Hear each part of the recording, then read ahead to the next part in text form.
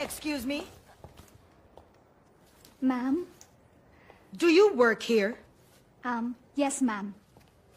As what? I am a management trainee here, ma'am. Which department? Finance department po. So, as management trainee, how can you afford clothes that are 5 times worth your monthly salary? Ma'am? Tagalogin ko, bilang management trainee, paano ka nakakabili ng damit na mas mahal ng 5 beses sa sweldo mo sa isang buwan? Kini-credit card ko po, ma'am. You are fired. Ma'am? I don't need a future finance officer who spends beyond her means. Ma'am, huhubarin ko na lang po, ma'am. Huwag niyo lang po ako sisantihin. Silin, dali! Halika dito! Pakibukas yung zipper ko, dali! Ma'am,